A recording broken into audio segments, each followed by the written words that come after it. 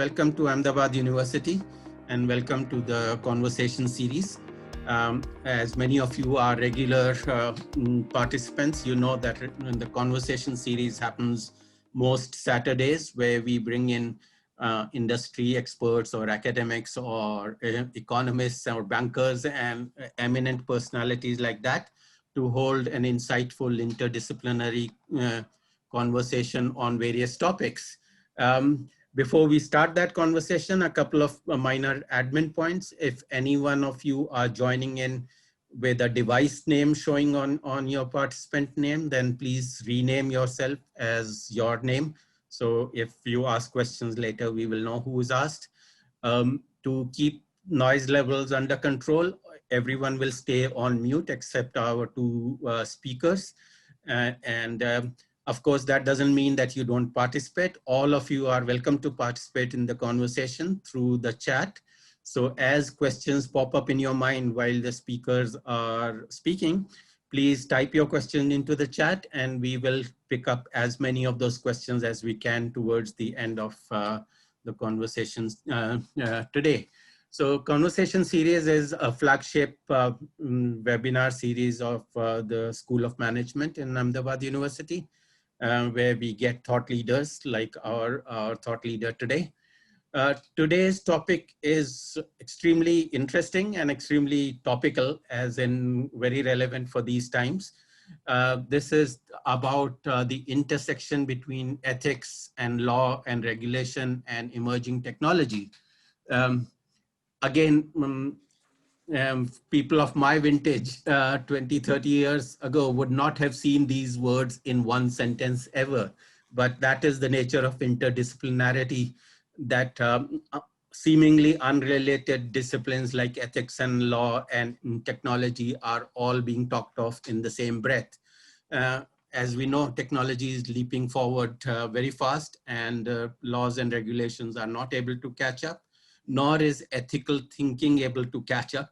Philosophers are left scratching their head on whether this new technology and what it does to us or to our data, is it ethical, not ethical? There's lots of questions. Whether, as we saw in one of the questions, whether an autonomous car, who's responsible for an accident with that car?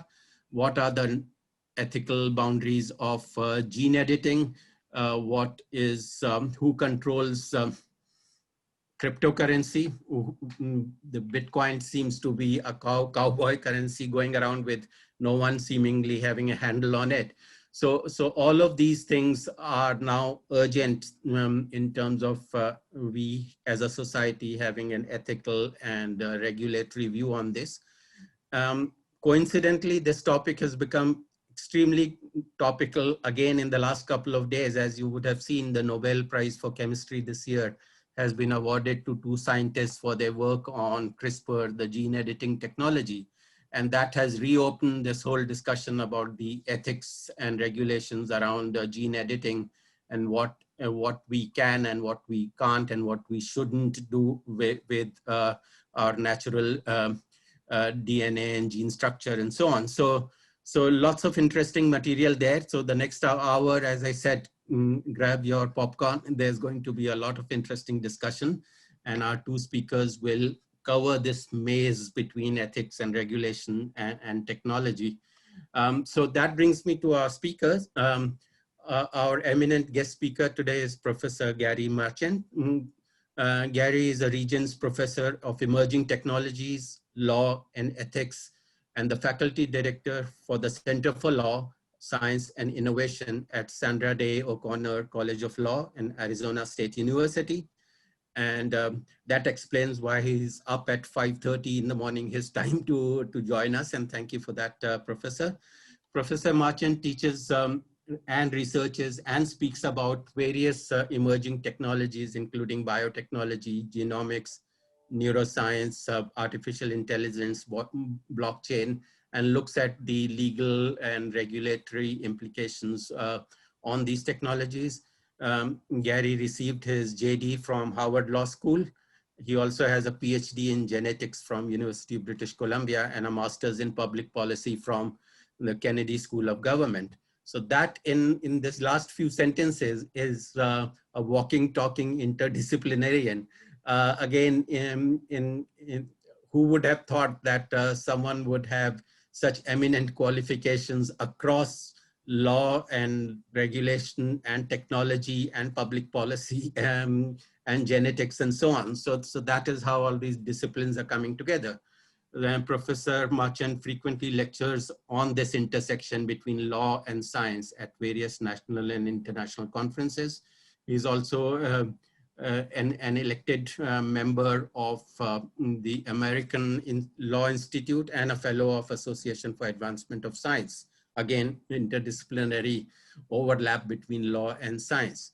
So Professor Marchant, welcome. And Professor Marchant will be in conversation with our very own Professor Nimit Thaker. Professor Thacker, as you all know, he needs no introduction. He's been with the university for many years. He has 12 years of experience in academics and in industry.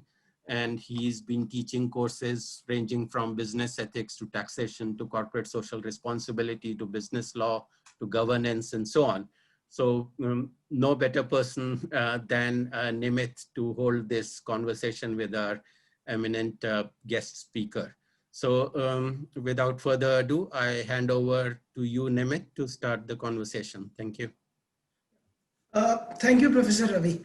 I once again welcome Professor Marchant and all the attendees to the conversation series. It is definitely my privilege to be speaking to Professor Marchant on the intersection between technology and law. This intersection is a niche domain in itself, and Professor Marchant has done extensive work in this field. Today's topic is extremely relevant because we live in an era of technological advancements. Ray Kurzweil, the famous American inventor, wrote in his book, The Singularity is Near, where he observed that the pace of technological growth is no longer linear but exponential. Most of these advancements focus on innovation and utility. The moral implications and regulatory hurdles surface much later. And this time gap between the emergence of technology and its societal consequences makes it difficult to examine the moral and legal issues that are involved here. While you find that there are a number of thinkers who support technological growth for the benefit of human race, others are skeptical. One of the common name that immediately comes to mind is the very popular Israeli author Yuval Noah Harari, who observes in his book Homo Deus that technology can become or can convert humans from wise men to God men. And in that book, he also observes and doubts the long-term consequences of technologies like artificial intelligence, where he wonders as to what would happen if, what would happen to the society, politics and daily life when unconscious artificial algorithms know us better than we know ourselves. And the kind of fact that we use Alexa and Google Home so frequently now definitely raises some of these questions. This conversation is an attempt to find how these technologies can be governed in a better way. And we could not have had a better person than Professor Marchant, who's agreed to share his views on this topic. So with this background, let us start the conversation. Professor Marchant, let me just start with a basic idea about if you could share how this niche domain, this intersection between law and technology, while it is very fascinating, why is it important? And if you could also share, how did you get interested in this? Great, thank you. I'm delighted to spend some time with you this evening and talk about these fascinating issues. So you're right, and both you and Professor Ravi sort of remarked that 20, 30 years ago, we didn't think of law and technology as having much intersection at all. Today, though, they're absolutely aligned and overlapping. every company is now a technology company. You're using the internet, you're using various types of data. And so there's no longer, the technology companies over here and non-technology companies. Basically, every company is now moving into the realm of having some level of technology. And often that involves data, for example, and that involves often personal data and people's rights. And the way we govern that is through law, usually. And so these are now becoming inherently linked.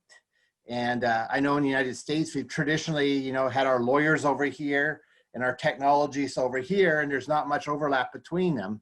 But today, I think that no longer can sustain, that we have to have across the professions, economics, management, law, ethics, every field has to be understanding of technology and having a role in helping to govern those technologies because they have such profound effects.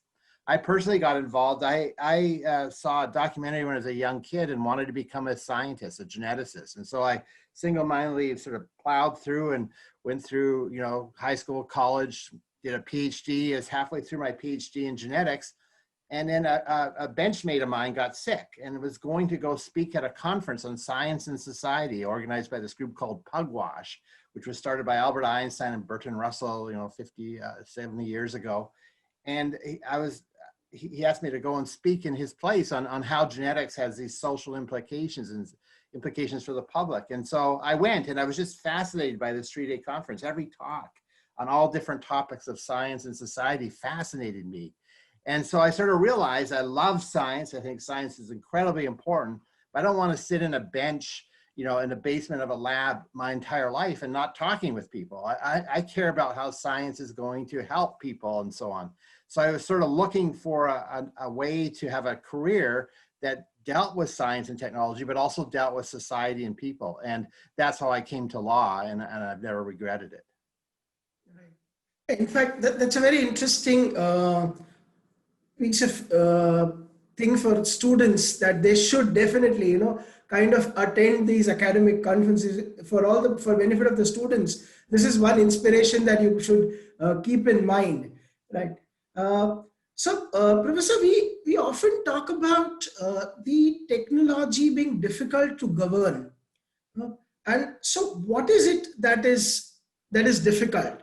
When we looked at the poll questions, most of them said that governments are slow, and they say believe that the technology companies are too powerful. But we would like to also understand as to what is it, from you, and what are the reasons why this regulatory framework doesn't develop quickly.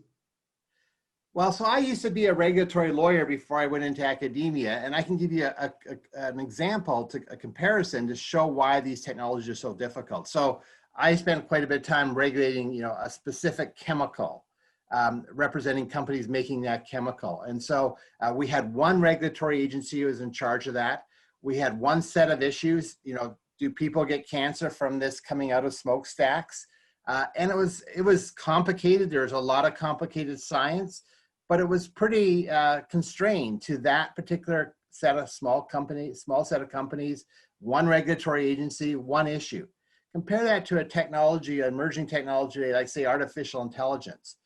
It goes across every possible regulatory agency. It goes across every sector of the economy. It doesn't just raise health and safety issues, although it does raise those, but all kinds of other profound issues of, fairness, of bias, of privacy, of data security, of,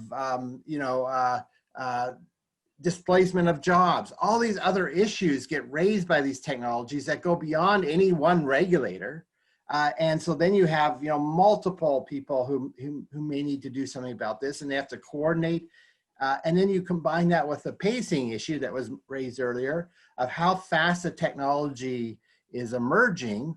At least in the United States, our legal systems are becoming more and more slow rather than fast as technology sped up. And so you get this growing gap between these very complex technologies that raise all these different issues and these, traditional regulatory bodies that have a very narrow focus, sort of caught flat-footed.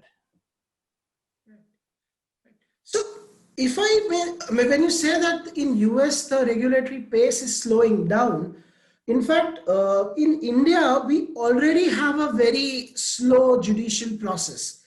Now, how do countries like India deal with this? Because what happens is, particularly when we talk about something like cryptocurrency, a couple of years back, India simply banned it. That's one simple solution that regulators often find. If you can't understand it, just ban it. Right. So how do countries like India go ahead with it? Well, there's no good answer, no simple answer for sure. It's difficult Right. because, you have different branches of government. You have the elected politicians, you have the bureaucratic, administrators, you have the courts, all have a role to play, but all have their own challenges in terms of being able to move quickly, having the expertise to understand and properly deal with these problems that are very, very complex. They require knowledge of not only the technology, but also the implications, the social implications, the legal implications, the ethical implications. There's not a lot of people who have been brought up in our traditional education system to have those cross-cutting sets of expertise. And that's why it's so important for young people to think, how can they get an education that is somewhat multidisciplinary to bring together technology with these other fields. So it's certainly not easy. And a lot of places are looking at alternatives to these traditional regulatory government mechanisms. Can we have some kind of, off the table, sort of more cooperative, voluntary, other types of initiatives, sometimes under the term soft law, that aren't binding, but can help to put some governance in place. And those systems have their own flaws, of course, but a lot of people are exploring those. I just chaired an 11-hour meeting yesterday on using soft law to govern AI, where we had 30 different papers presented on different ideas of that. It was just fascinating. But there's a lot of activity and a lot of effort going into looking at sort of alternatives to traditional regulation because of the inadequacies, in not only in India, but United States and Europe and everywhere else, of our traditional regulatory bodies. So, Professor Marchant, if you could just spend a minute or two on telling the audience, particularly students, as to exactly what is soft law, because a lot of them may not be conversant with this term. Yeah, so soft law I define to be substantive expectations that are not directly enforceable by government. And so these can be codes of conduct, they can be professional society guidelines, they can be partnership programs, they can be voluntary programs, they can be certification programs. There's dozens of different ways these can be structured, but they all have that similar framework as they're not directly enforceable by government. And that can be their strength and weakness. So the strength is it can be done very quickly and they can adapt very quickly. As the technology changes, as new issues arise, these types of arrangements that are more cooperative can change very quickly and modify and keep track with that technology. The downside, of course, is that they are voluntary often.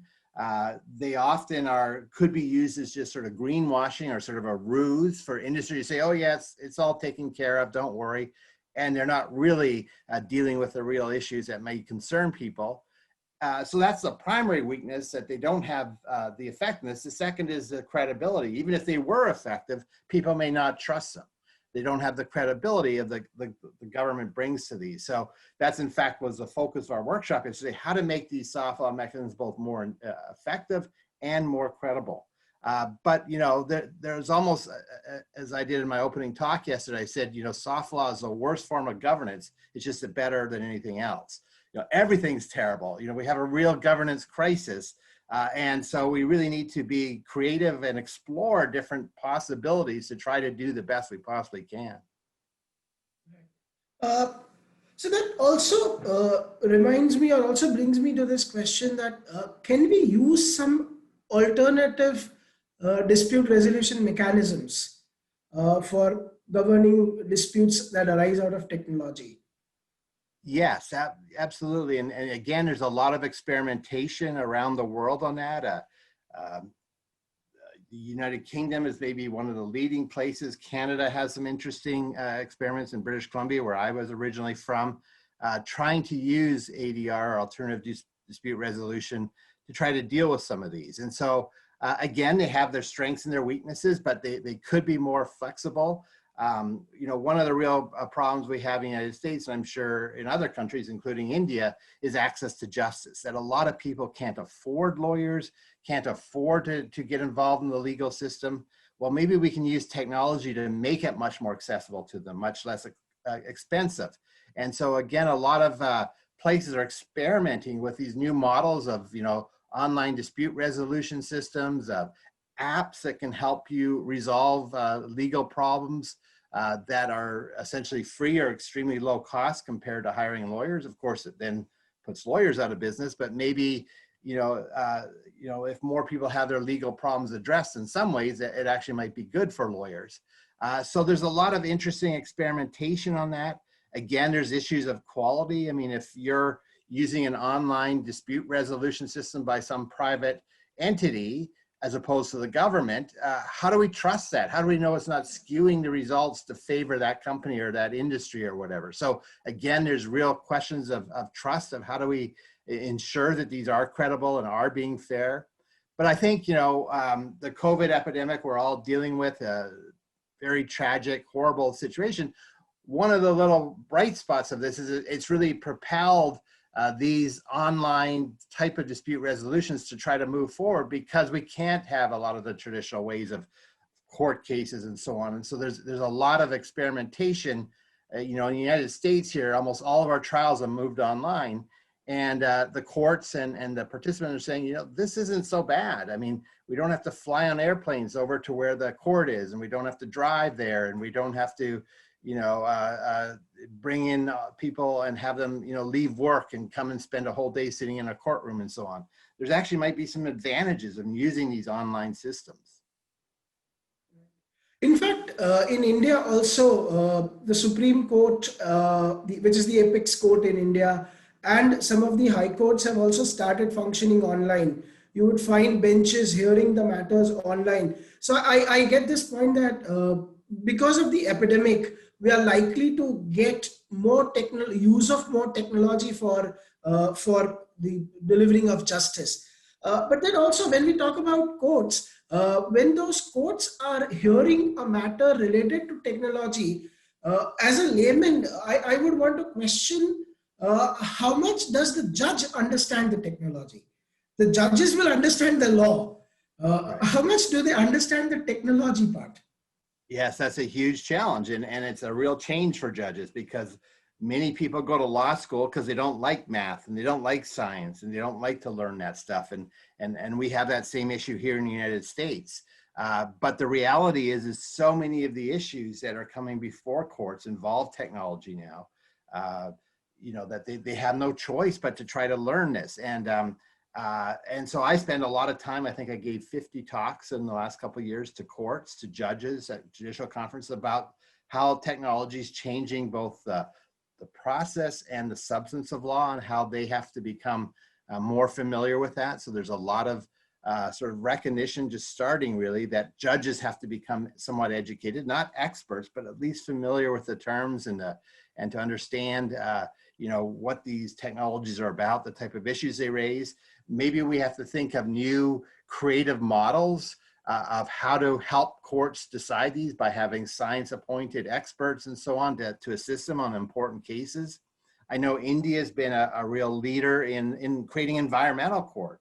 You know, people around the world look at India as really providing an example, leadership of that innovative sort of development to try to deal with this new issue, that these cases involving the environment involve really you know, a unique combination of law, but also science and ethics and policy.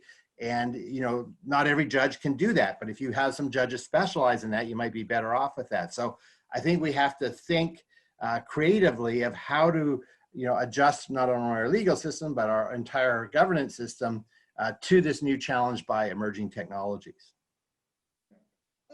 Somewhere that also raises a point that should we include technological advancements in curriculums, in academics? Now, we are an academic institute, and how much should technological innovations be a part of the curriculum? particularly if we are talking about aspiring entrepreneurs, lawyers, and civil servants? Yeah, I think it's absolutely critical. I think technology has become such a central part of all of our lives in every country, and raises these profound issues across many different disciplines. So I don't think you can do any discipline without understanding and being involved with technology. And technology cannot succeed without having the input from all these different disciplines. So I think it's absolutely critical. I came to my university when I worked for 10 years as a practicing lawyer and decided I wanted to go into academia and work on some of these broader issues. I came to Arizona State because in the 1980s, they decided to make science and law a specialty, but it was the only law school that was doing that back then. Now, essentially every law school in the United States is now doing that. Not as good as they should, not as thoroughly as they should. I think every law student, every management student, every business student, every student almost in every discipline should have some technology training of how does your discipline interact with technology. I would like to see, law schools have requirements for every student to have some technology and law training. Right now, it's just an elective that students can elect to do, but a lot of them do it because they know it is sort of the future of everything. The other question that I had, or the other thing that I would probably want your opinion is, how do we balance technology innovation and regulation? Because often harsh regulations tend to de-incentivize innovation. And how do we balance this challenge? It is a challenge for sure, and there's, again, no simple answers. There's a real danger that regulation will basically block out really important technologies. You mentioned the example in India of cryptocurrencies. Again, this brand new technology, a lot of potential misuse of this or using this for black markets and other inappropriate uses. And so this response of, we can just ban it, that's a knee-jerk reaction, but that is going to block innovation. And, India has a lot of, computer experts and technologists. If you were to, ban that whole field of technology, it's going to really set you back in the global economy over the next couple decades, where blockchain, sort of the underlying technologies of cryptocurrency, is becoming more and more useful. So regulation can block things. We in the United States, in the 1980s decided to put in place these very rigorous regulations for biotechnology. And the result is now that the only products coming out of biotechnology are by huge corporations for these huge commodity crops. Many of the smaller products and uses of these can't afford the $100 million it costs to get a GMO approved, where it's free for any other crop.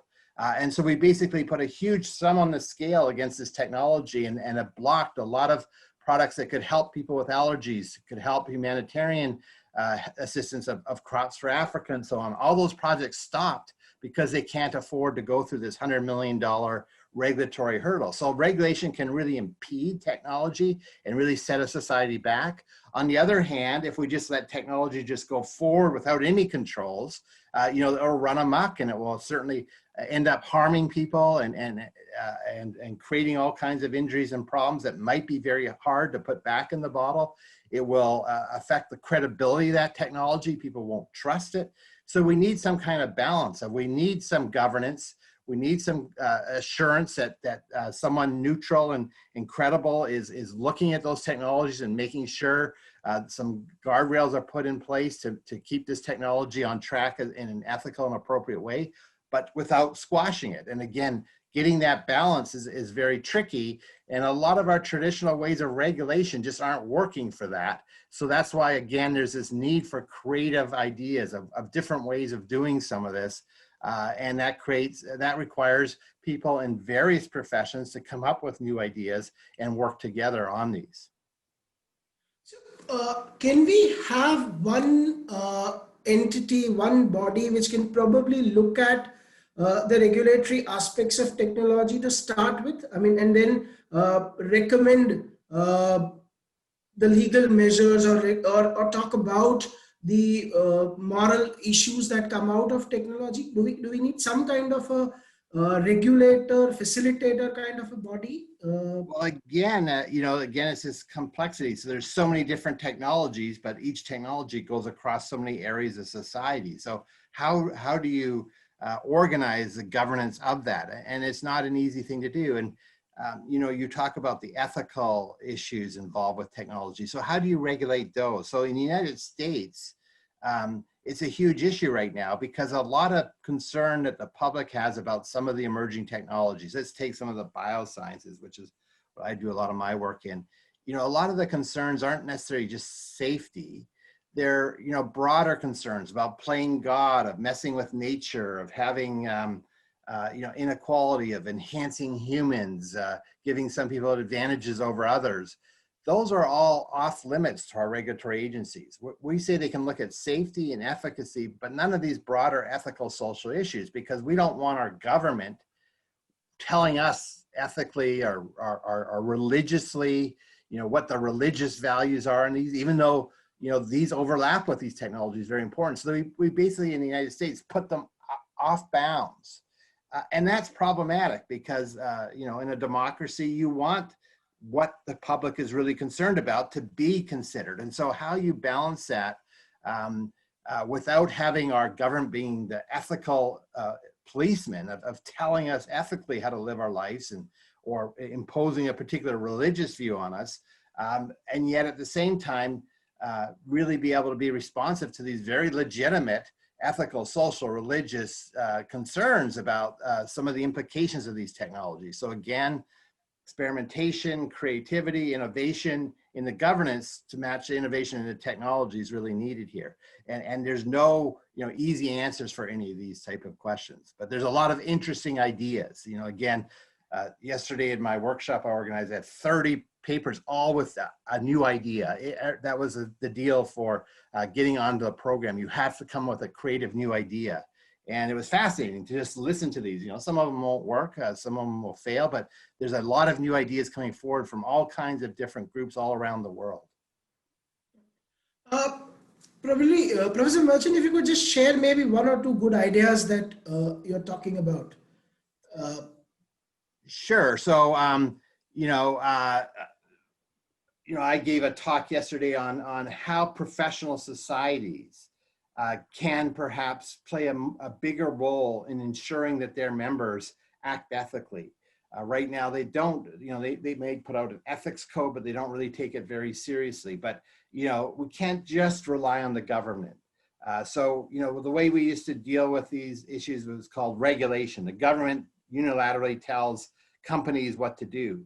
That's still an important part of the whole environment, but there's other mechanisms as well under this term called governance, which says that we got to expand the group of people or the group of entities that have a role to ensure the responsible use and development of this technology. So government plays a role, but it's not just government. It's companies have a role, public interest organizations have a role, universities have a role. And so my talk yesterday was on professional societies have a role to ensure their members act in a more ethical, responsible, thinking way. And so I talked about various ideas of that. We had a talk on some new models insurance companies are now using to ensure their companies that they're insuring act more responsibly so that the insurance company doesn't, it's in their own interest. They don't get stuck with a lot of liability, but they can put in place sort of risk management systems up front that the government's failing to do. We talked about international standards. A couple of good presentations on that are playing an increasing role. They used to be mostly, so that this plug fits in this outlet, these compatibility between technologies that you can take your computer and plug in a USB or something and it will work. That's what standards used to do. But now they're taking on a more of a management role, a risk management role.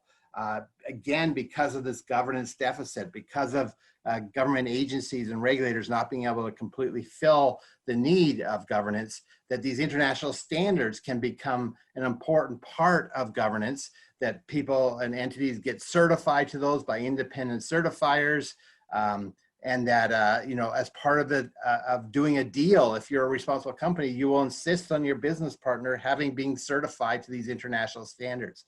So those are just a couple of the different ideas, you know, in my meeting, but in being discussed more broadly of ways we can do things. We talked about public-private partnerships where industry will partner with an NGO, where the NGO is basically a moral policeman, and as a condition for them signing off on it, they have to have the assurance that you know, this technology is being used and developed ethically, and then the public can look and see, well, I trust that organization. I may not trust that company, but if this trusted NGO has you know, engaged with this and is given enough access and information to say, we believe this is trustworthy, this is how we'd like to see it developed, the public can give more trust to that if they see those kind of sort of independent you know, NGOs being part of the process and having some say on how the technology is developed and used. So again, these are all outside the way we used to do regulation, but these are now flourishing because we need more.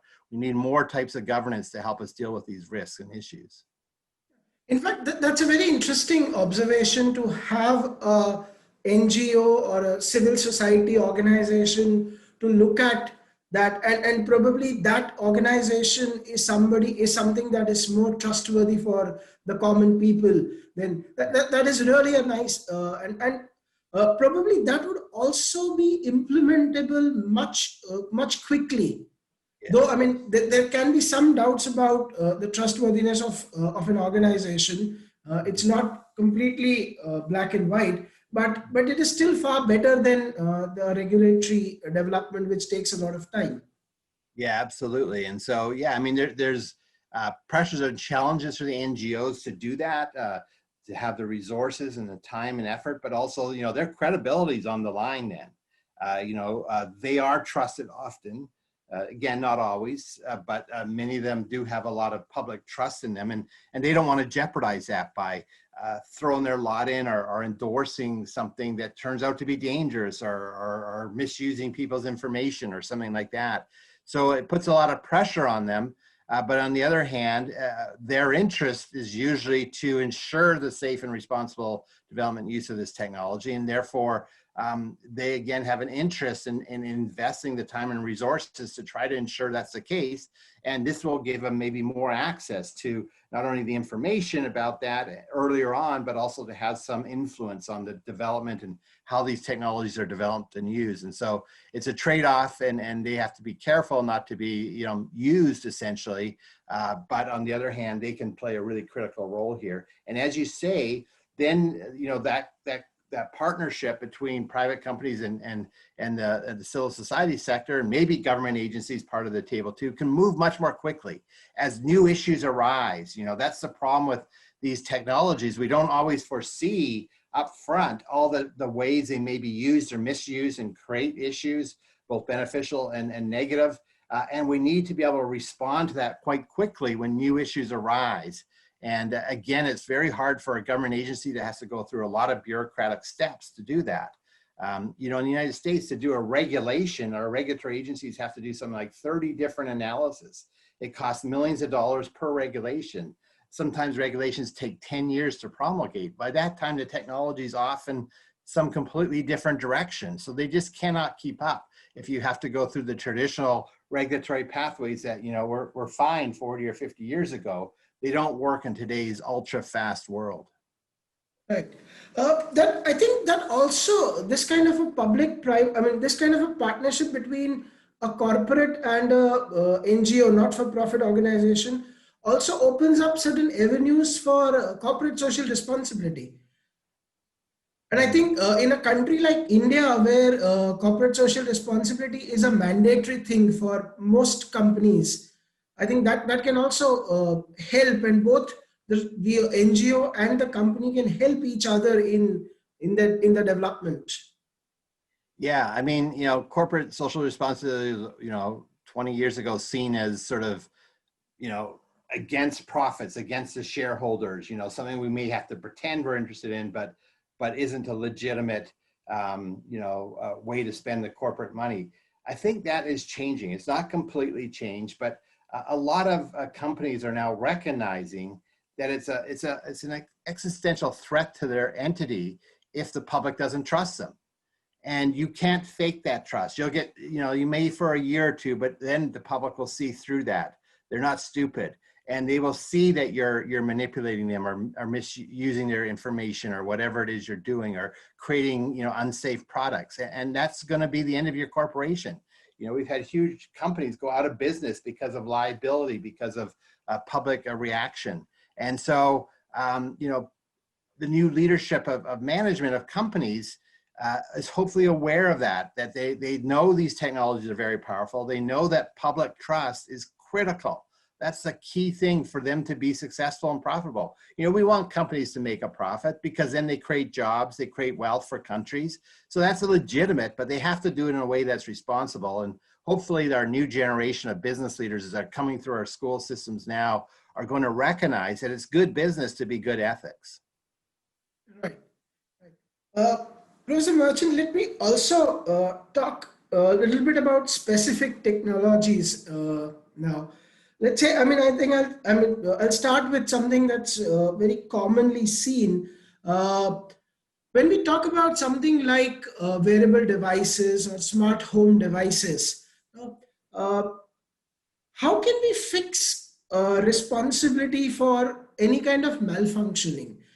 Even in this poll question, when we talked about the cars, a driverless car crashing into somebody, exactly how do we decide who should be held responsible? Because the law part will obviously fix the responsibility at the time of creating the law. Right. And how do we deal with those aspects?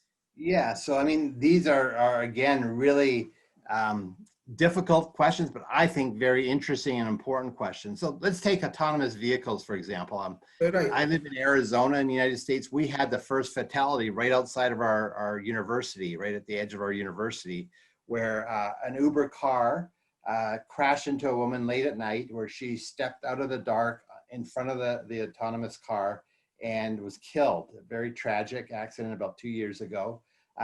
It raises a number of issues of responsibility and so on. So on one hand, if that was me driving or you or any human, we also would have hit and killed her. So should we hold the autonomous vehicle to a higher standard? Well, it turns out I work with a lot of companies working on autonomous vehicles. It should have seen her. It did see her. It saw her because it has LiDAR. It's much better than us. And it saw her 6 seconds before it hit her. But that particular company, because they're having a lot of false positives because their technology is not as good as some of their competitors, they were taking shortcuts and they basically disabled the emergency braking that should have stopped and saved her life. So shouldn't that mean that they're responsible? On the other hand, and they did get sued and they did settle very quickly. On the other hand, the person sitting in the driver's seat was supposed to be paying attention. And it turned out she was watching a TV show on her iPhone instead of looking up at the road. And she just got criminally charged a couple of weeks ago. This accident happened 2 years ago. Well, just 2 weeks ago, she got charged with involuntary manslaughter, a criminal charge. She could go to jail for several years. Should she be responsible? Is it realistic to expect a human to sit there in the driver's seat when the car is doing all the work and pay attention? Or will you be human nature to get distracted and start watching things on your phone and things like that? So those are some of the real difficult issues. It was fascinating, the poll you did, to see that the majority think it's the developer of the sensor rather than the manufacturer of the vehicle that should be responsible.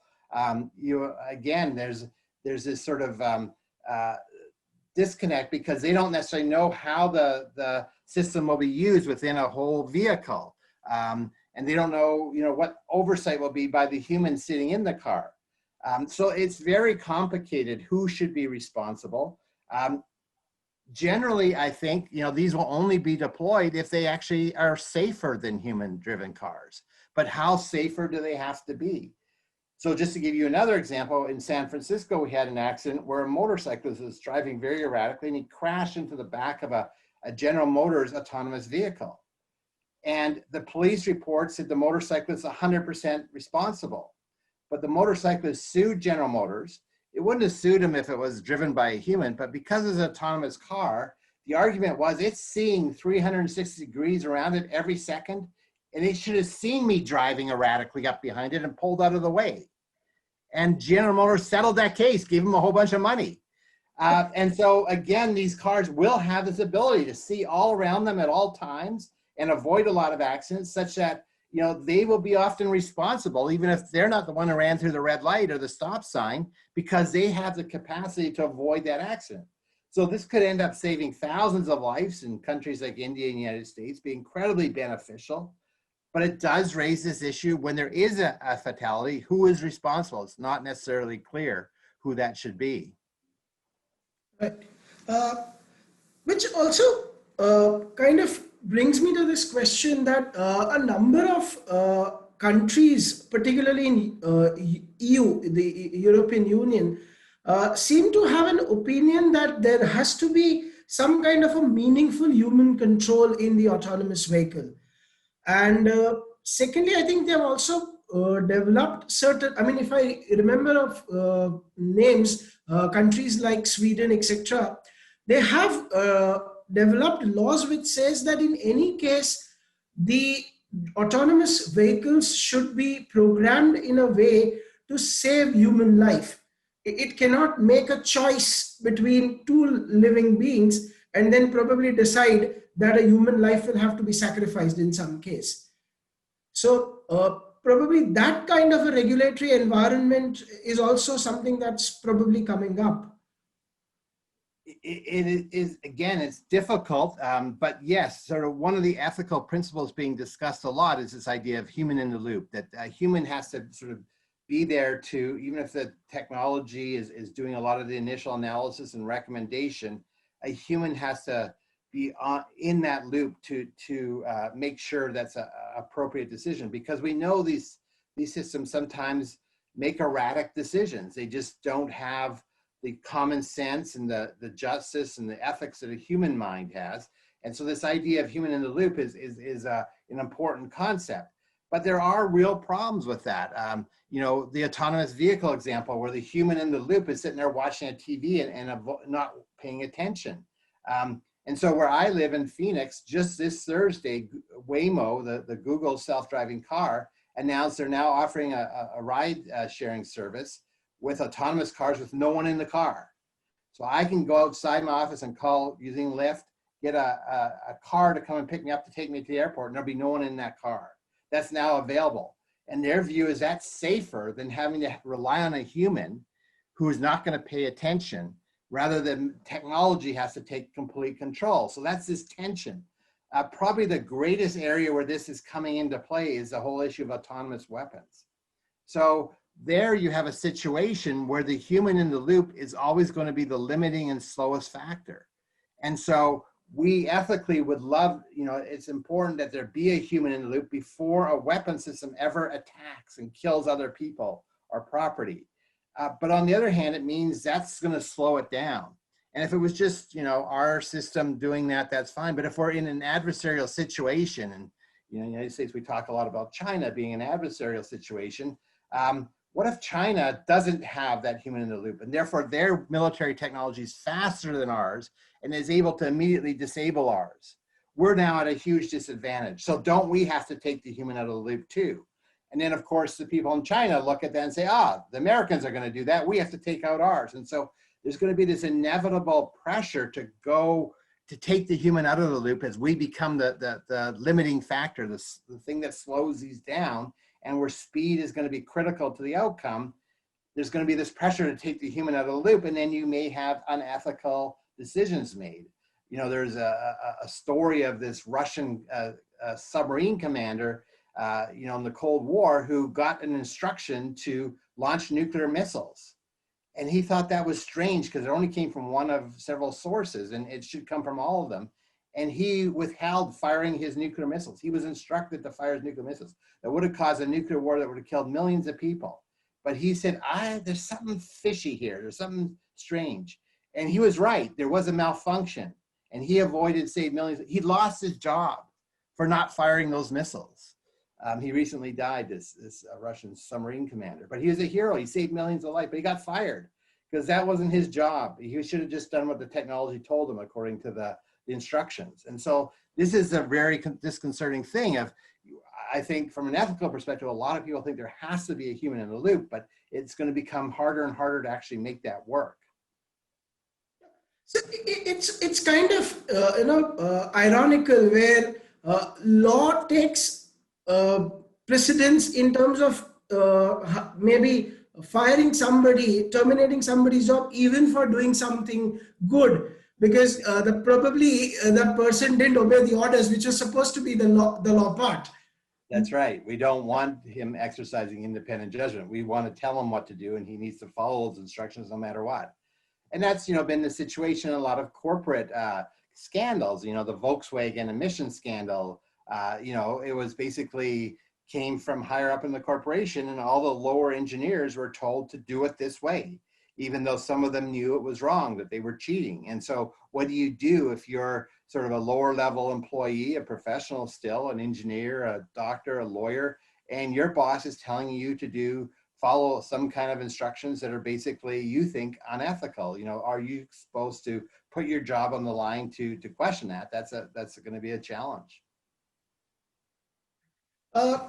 Professor Marchant, and also just quickly, if you can just quickly share about your views about the AI diagnostic techniques. I think we are in this period where a lot of medical services are required, and probably do you think AI-based diagnostic techniques will be able to help prevent humankind in future, and how reliable can be this kind of a technology? Well, again, great question. I have to say my view on this has been changed a little bit. By about a month ago, my life was saved by my Apple smartwatch. I was just for one day, I wasn't feeling sort of normal, but I didn't think anything of it. My watch alerted me I have cardiac arrhythmia. I went to the emergency room and I was in vascular shock, and they said 100% chance I would have had a fatal stroke that night if I hadn't come in. And so, my life got saved 1 month ago by this device that's using AI. And so I'm thinking, I wouldn't be here today if it wasn't for, and we're going to see more and more people, this is the case, that their lives will be saved by these technologies, but they can also make mistakes.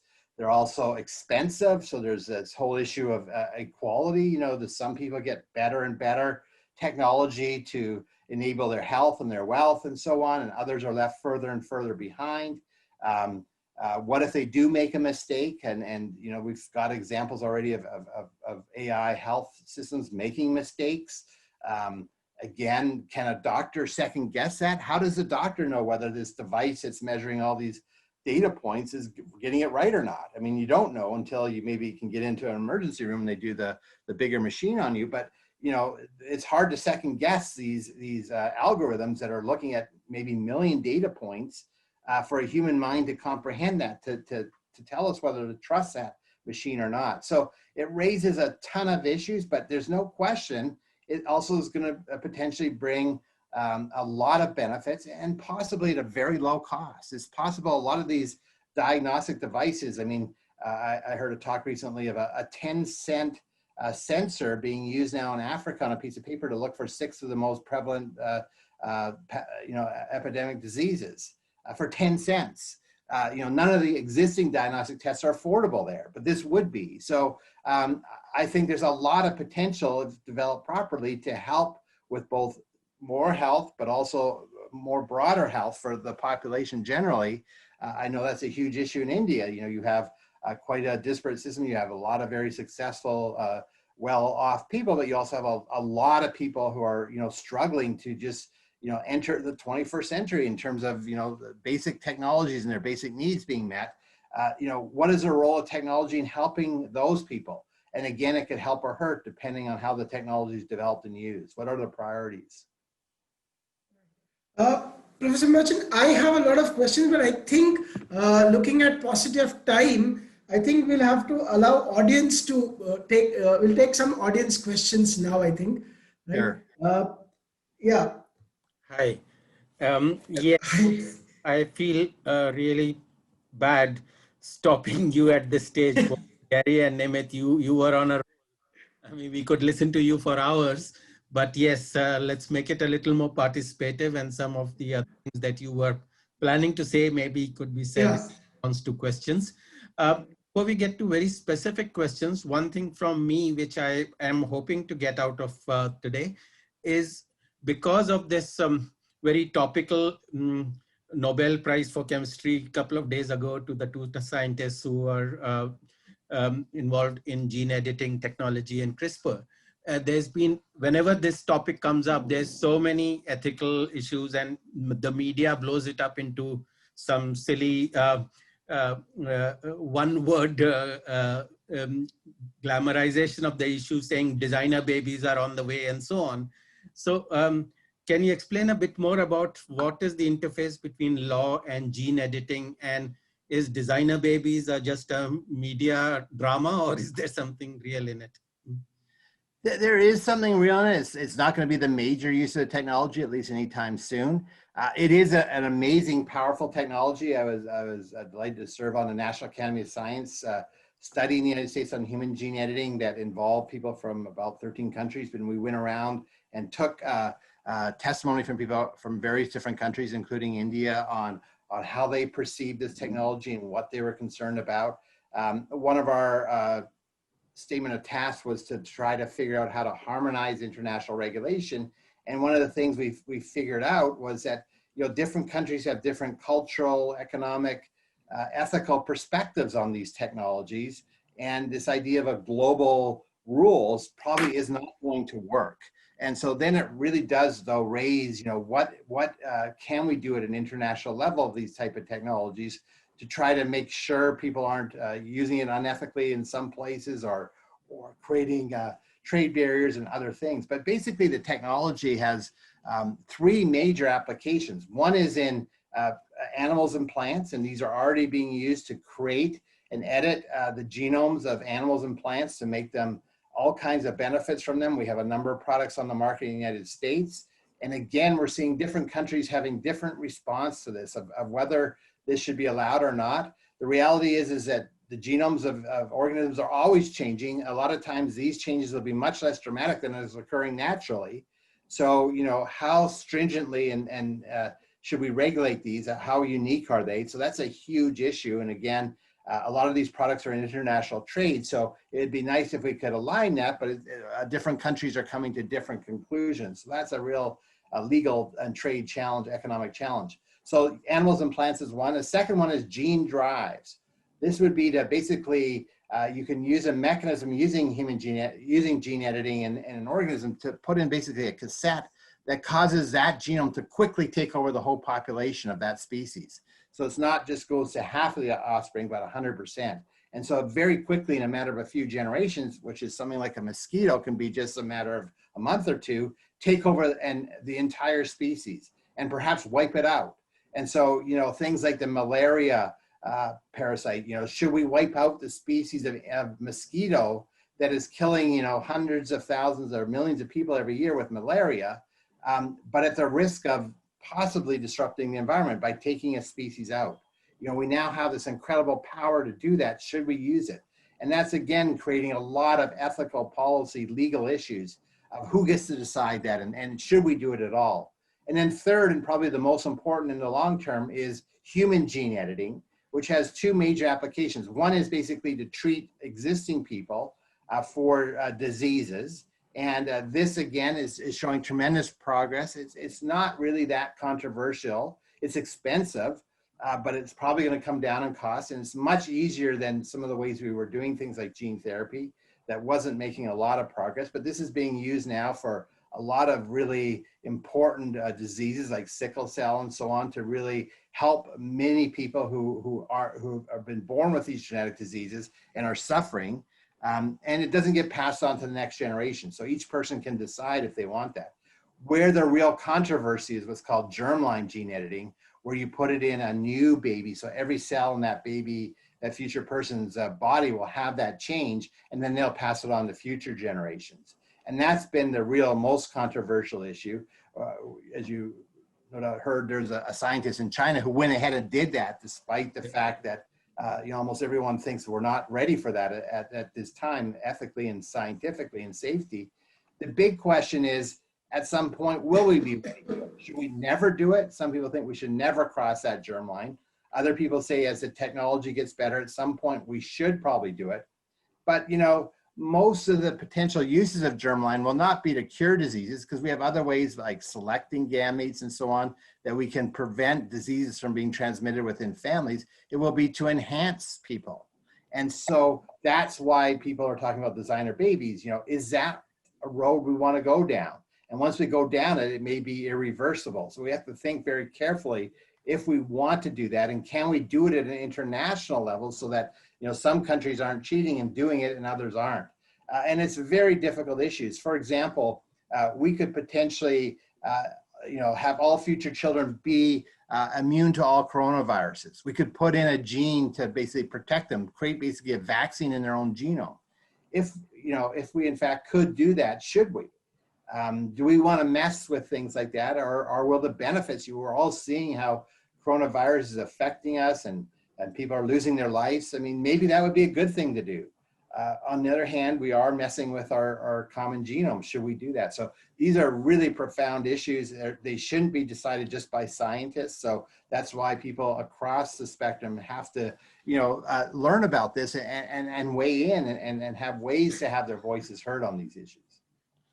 Yeah, as they say in this interdisciplinary world, science is too important to be left to scientists alone.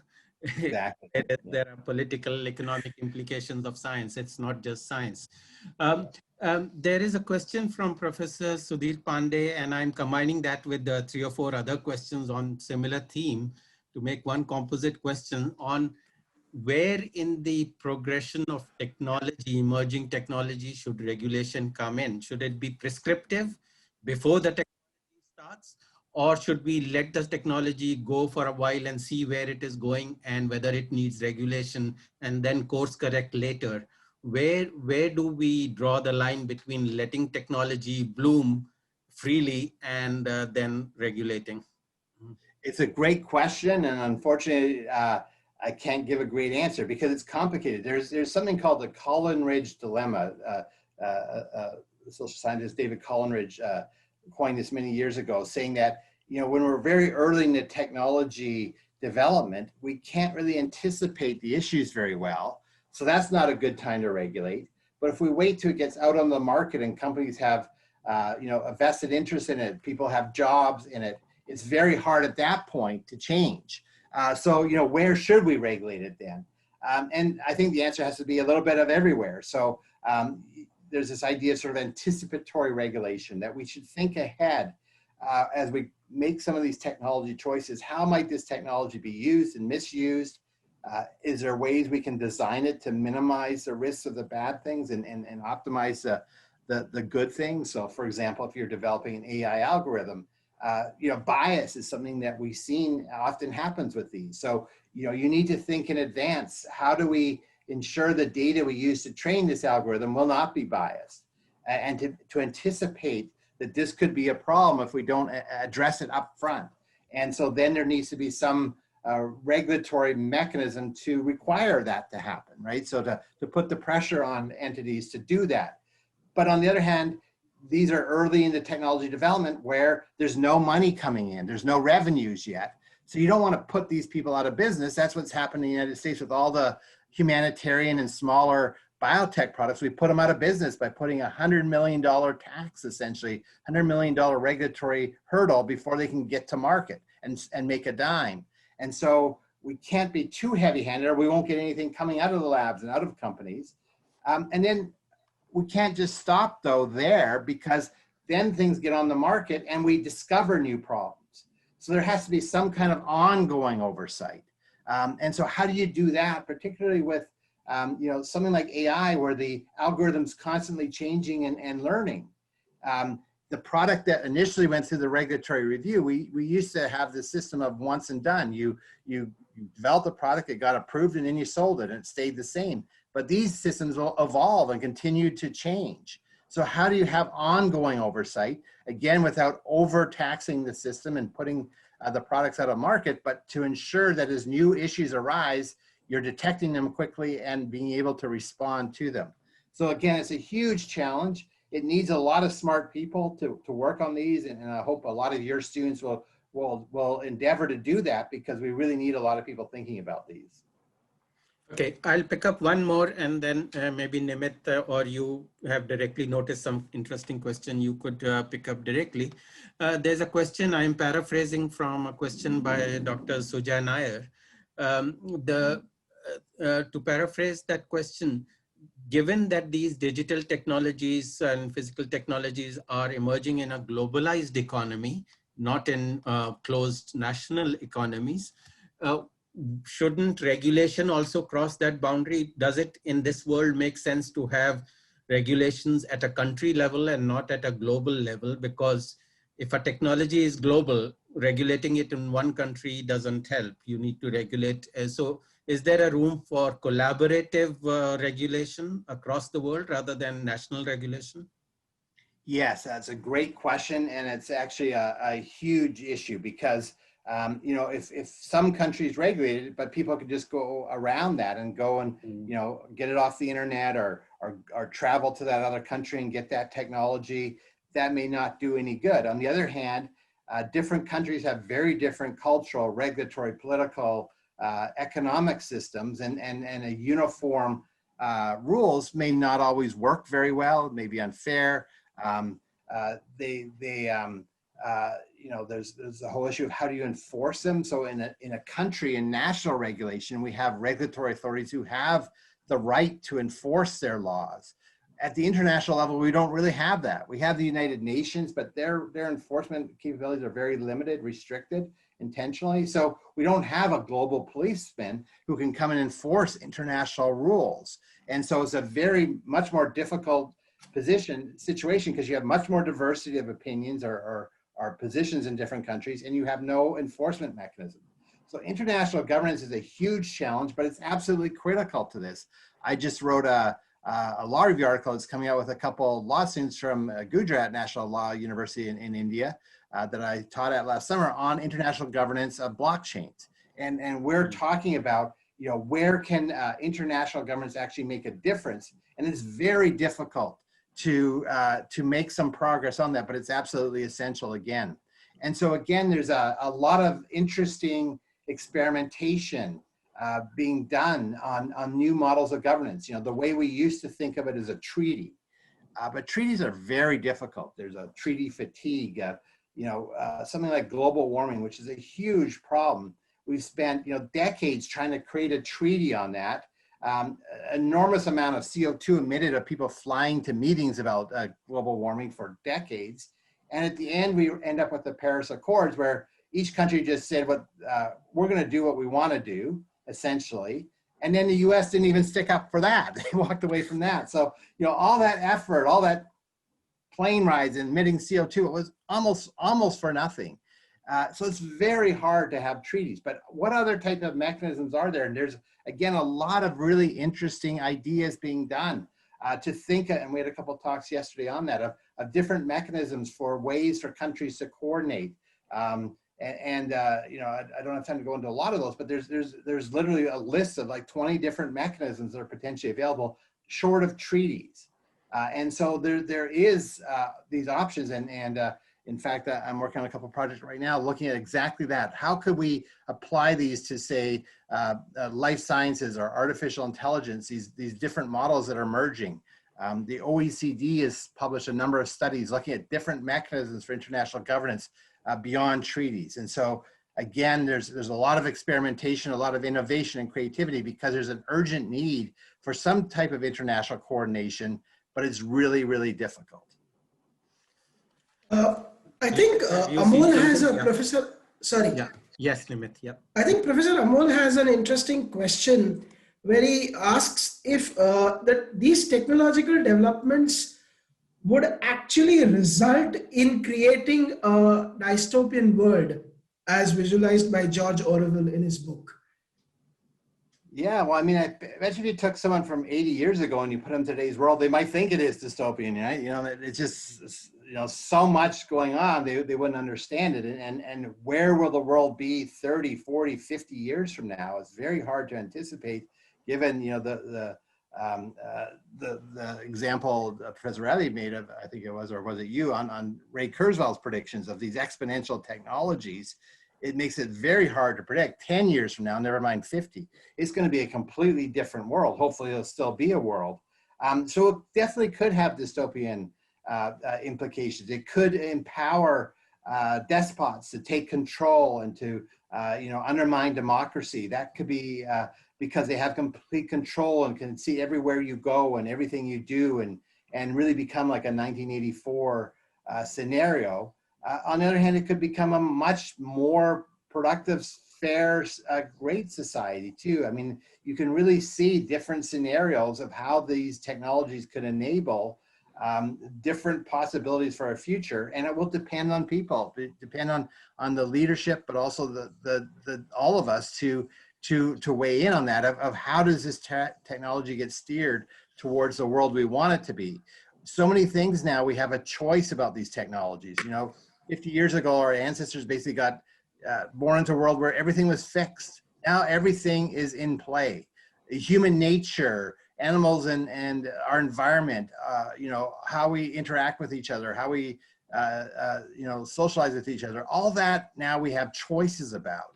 And we have to develop the mechanisms to make those choices in an informed, responsible, and democratic way. And so that's, again, the opportunity here, but also the challenge is that we have now this need to make choices about where this technology goes, and we don't want to just allow it to go by default. A world that would be dystopian. Nimit, can I pick up one while Yes, please. Yeah. Please. They are, again, trying to keep the discussion topical to some sensational news on such topics that has been coming out in the last few weeks. There is a question here which is about how the big four, Apple, Amazon, Facebook, and Google, were hauled in front of the Congress to justify their position in the market. So this is a question from Sakshi Singh. She's asking, what is your opinion on that? How would that impact competition in the US economy by threatening to break these, like some of the Democratic lawmakers and senators like Elizabeth Warren and so on have been threatening to break these companies up? Would that stifle innovation, you think? Again, all I can say is that this raises very difficult issues without simple solutions. So, one of the things we haven't talked a lot about tonight is the importance of data in today's technologies. Most of these technologies run on data, and the more data, the better able these technologies are able to function and help us. But also, then the creepier they get, the more they can spy on us and invade our privacy. So that's the trade-off. These technologies, whether it's the smart speakers in your home or the things on your wrist or your cars or AI systems that work or whatever, the more data they get, the better they can operate. So it has this natural inclination to go towards monopolies because these big four companies have the most data, and that makes them able to do things that their competitors can't. They don't have the same access to that data. And so they then have the new innovations and new customers, and then they get more data. So the rich get richer in terms of data. And in some sense, that's good because the more data you have, the more beneficial technology you can have, but then also the more market power you have, the more potential privacy violations you have. And so the two go together, sort of the good and the bad. So how do we break that? How do we address that is really a critical issue. It's certainly become a real a focus of attention here in the United States shortly after that hearing with the four just this week. The House put out a 500-page report on things we might want to do about that. That's been very controversial. Some people agree, some people don't agree. And again, what should be the roles of these large companies? Clearly, they have to do more. Someone like Facebook has basically allowed their platform to be used for a lot of inappropriate uses, to hack elections, to use people's data for purposes they don't want. And yet, on the other hand, we'd like to have these services for free. We like to be able to do a Google search for free and not pay for it. The problem is the way those platforms are paid for is our data. that they're advertising, they make their money on advertising based on making our data available to advertisers so that they can send us these targeted ads. So, do we want to stop that and instead pay every time we communicate with our friends and family on Facebook or every time we do a Google search? These are some of the profound issues that we're going to run into fairly quickly in figuring out how to try to take more control of this. But again, a lot of it has to also come from these companies in terms of these soft law ideas.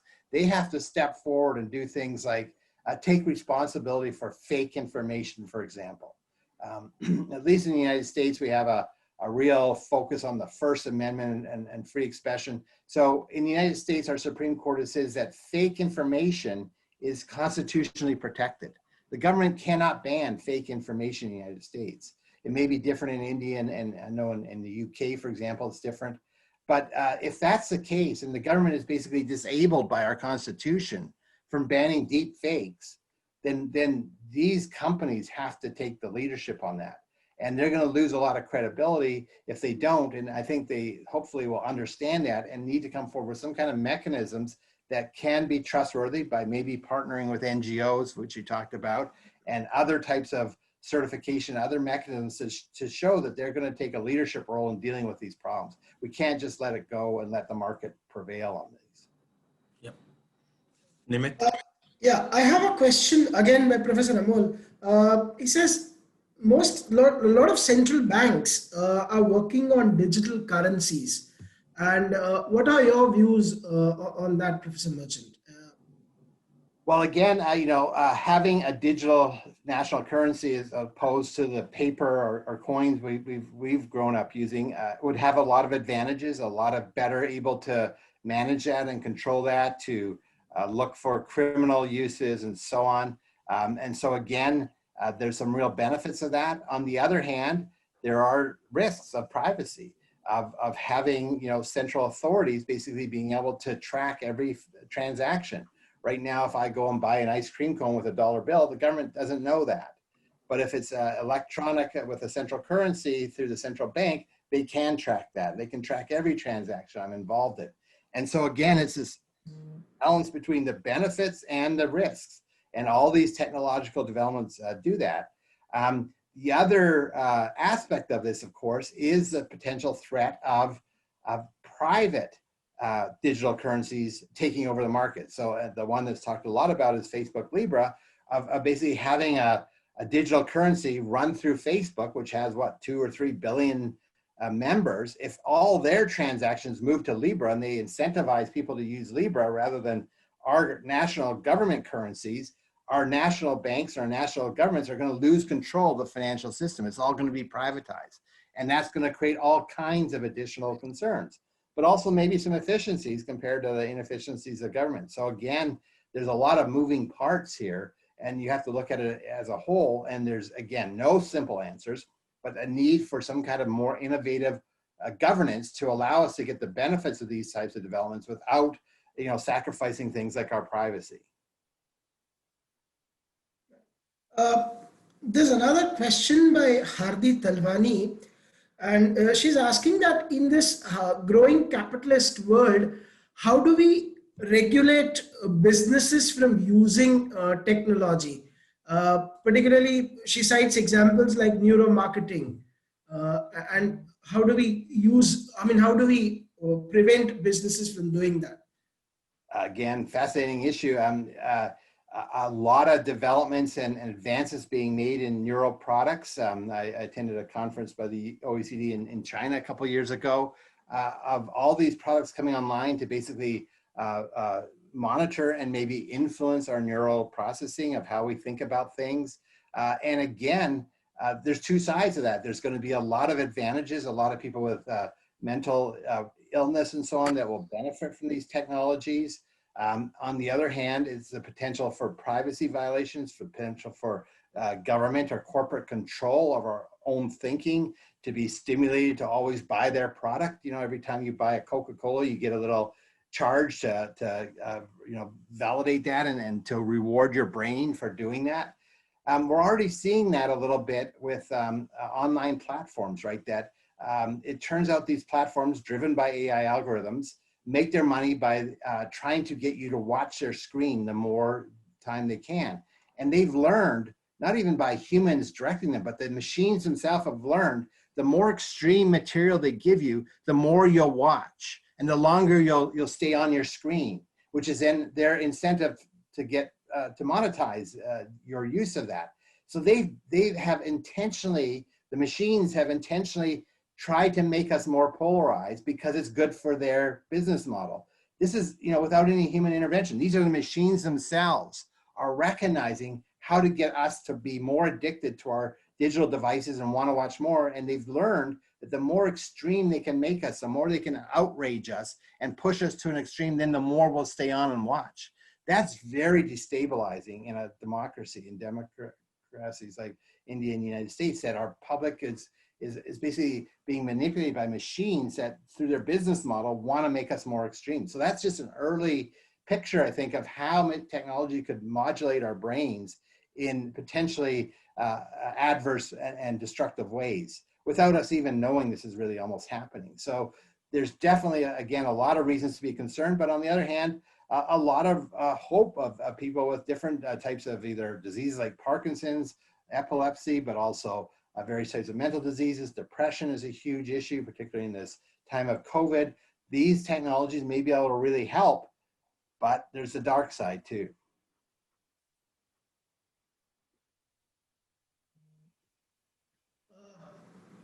Ravi, you're muted. I think we are running very close to the Yeah. time that Professor Marchant has generously given us. But if we can seek your generosity for another 2 or 3 minutes, some very interesting questions, and then we will let Sure. you go and walk your dog and have your breakfast. Again, I'm paraphrasing a longish question to make, and also I'm picking it up because it relates to news in the media about technology and law.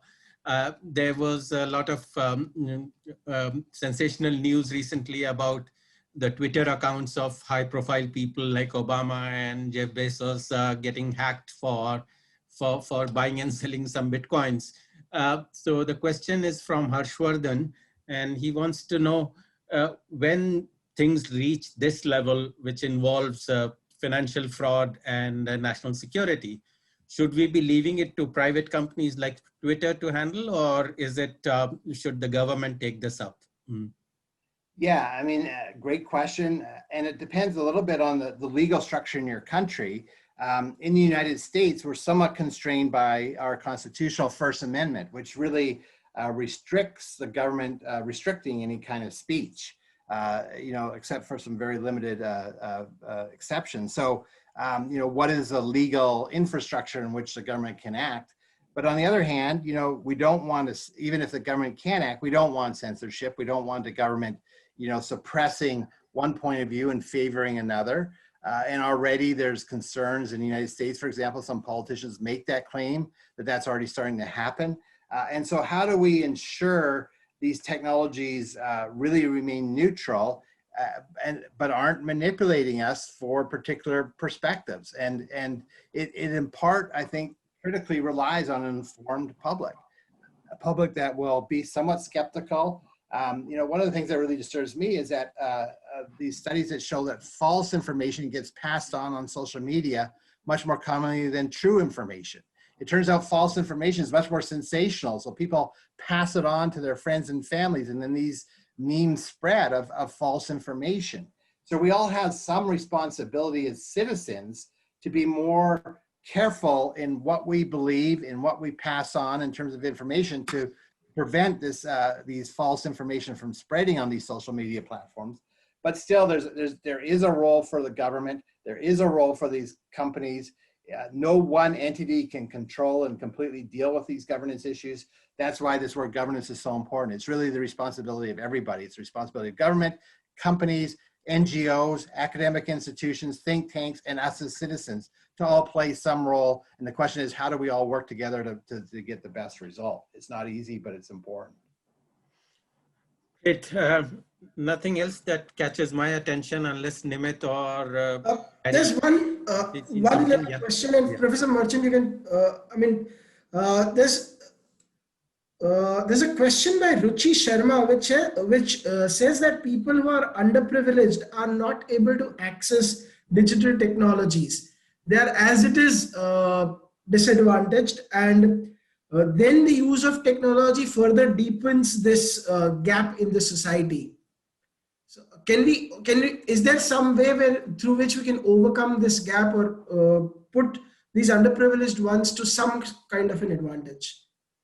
Great and incredibly important question. It's a huge issue, I know, in India. It's an issue here in the United States as well, that a lot of rural and poor people just aren't able to access these digital technologies. And so, for example, as all our schools have gone online, some students don't have internet. Some students don't have computers. They don't have the ability to log into even a show, an event like this.